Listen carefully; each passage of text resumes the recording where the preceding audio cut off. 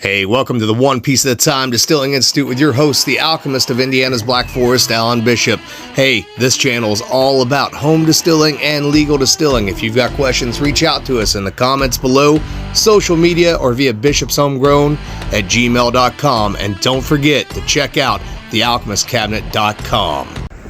Hey guys, back once again with the One Piece at a Time Distilling Institute here to answer all of your questions about home distilling or professional distilling to whatever degree that I can. Not that I have all the answers, but if I don't have them, I probably know people that do and I can reach out to them. So as always, send your questions to bishopshomegrown@gmail.com or on social media or in the YouTube comments below. Having a little bit of Liberty Pole Spirits, peated rye whiskey, and the wife just walked in with Cheesy Poofs, and surprisingly Cheesy Poofs and peated rye whiskey somehow go together, or maybe it's just that I'm fat. Either way, pretty happy. Pretty good Sunday so far. So anyways, jumping into some questions. Oh, don't forget, check out thealchemistcabinet.com where you can still find my books, the Alchemist Cabinet Philosophy Volume 1 and the Black Forest Method Volume 2, as well as the Distiller's Almanac, which will be up until July. So, alright, looking at some YouTube comments here, questions. Yeah, Jesse's interview on Still It Channel. This is from Miata822. Jesse's interview on Still It Channel was good. Absinthe is on my list. I've been playing with wild yeast propagation and rum using dunder and muck, but have had good results in the past with open bourbon sour mash fermentations. I haven't tried drying and saving the yeast and whatever else was in the better runs. Can you point me to an A to Z beginner's guide for yeast propagation? I hope to be able to store yeast without treating it like sourdough and constantly tinning it. Thanks for all you do in the community. So most of the information I have on yeast propagation comes from old American and European distilling literature. Quite a few books out there that mention it from the early 1800s, late 1700s. But other than that, a lot of it has just been, for me, experimentation. So I can kind of run you through what I tend to do to store it without treating it like sourdough and having to constantly feed it. And this is something I came across in one of the early American distilling journals, and I can't remember which one it was, to be honest with you. It might have been the Samuel McCary book. I'm not positive. But the long and short of it is, just like you're propagating liquid yeast, you let it get up and going for about 24 to 36 hours. Start to drop the pH a little bit, ferment off about a quarter of the sugars or so. And then what I do is I actually take and I will pour the liquid off of that yeast and collect all of the grain. That grain is then imbued with all of that yeast that you want.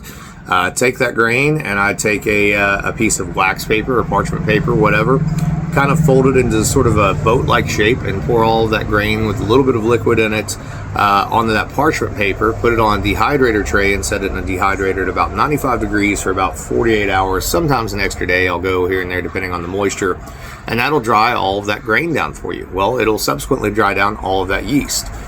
From there, I then take it out of the dehydrator, and you have a couple choices.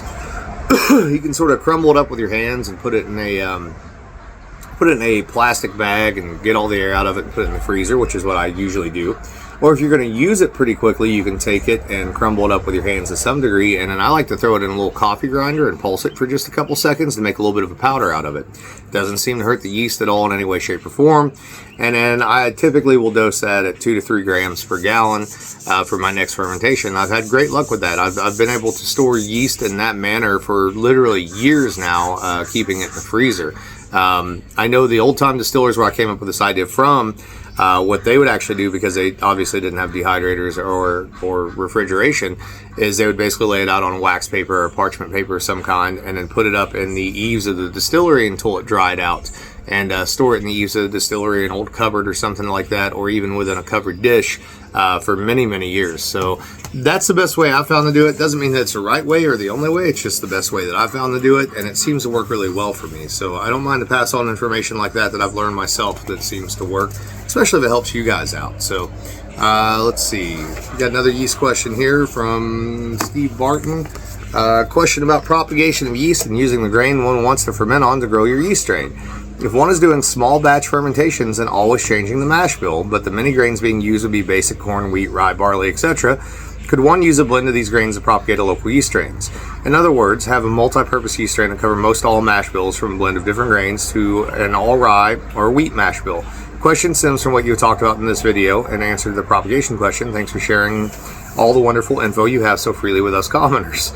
I'm a commoner too, man. I shit in a bowl of clean drinking water just like everybody else does, and I love helping people. But what Steve's driving at here is, I mentioned in a previous video that when you're propagating your yeast, you want to kind of make sure that you're using the same base materials as what you're actually planning on fermenting with, just because the yeast is a little finicky. It gets used to an environment, right?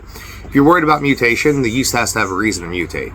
So if the environment stays the same, there's no reason for the yeast to actually have to mutate, because it's already well adapted to that environment. This is how I got away with propagating my own yeast strains at Spirits of French Lick for years without having any quality issues or having to start over, is because the environment was consistent from batch to batch to batch. As far as grains go, yeah, as long as you're using some amount of the same grains, that's great. The big thing to watch out for is pH. Keep your pH and your temperatures as close to the same as what you can. pH and temperatures being off, that's really going to mess with that yeast. That's the biggest reason, not so much material-wise, but that's the biggest reason why a yeast that I might have propagated from a whiskey mash is going to have to get adapted to a wine/brandy wash before I ever use it in commercial production. Because if I try to pitch from that whiskey production with the pH being what it was and the temperature being what it was, trying to drive towards a different flavor profile than brandy, and then I throw that into a wine must or even a fruit mash brandy at a much lower pH at a much lower temperature, the yeast isn't going to perform that well. But when it comes to grain, as long as your pHs are pretty close to the same, and as long as there's not anything, that's going to throw that off or throw your temperature off pretty drastically, you should be completely fine to be able to use them across the board in any of those whiskey mashes that you're doing without any problem whatsoever, unless again you intend to play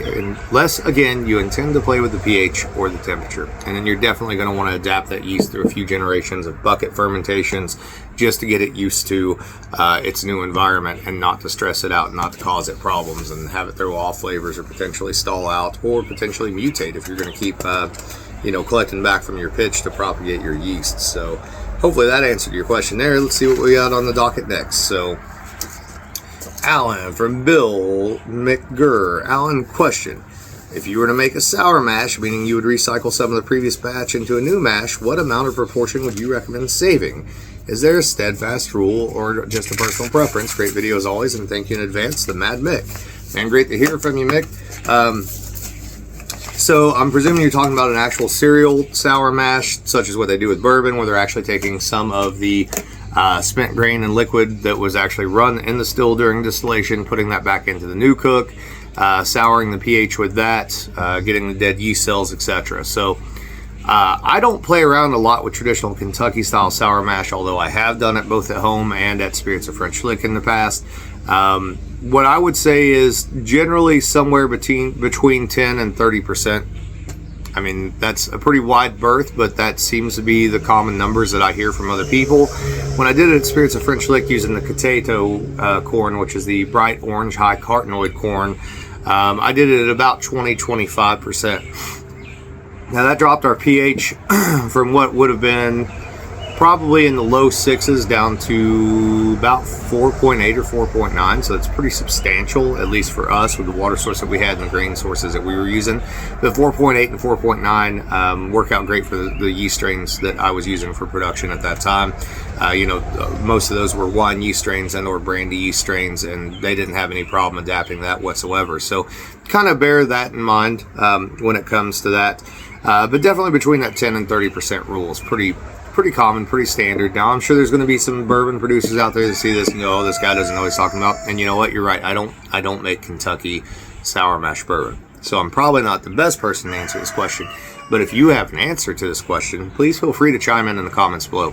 That never offends me. It never hurts my feelings, as long as you're not being snarky about it and you're just telling the truth, or you're giving an opinion or a thought or whatever. I think it's great. It helps everybody out. So let's see. Maybe we can fit one more question here if I've got one more.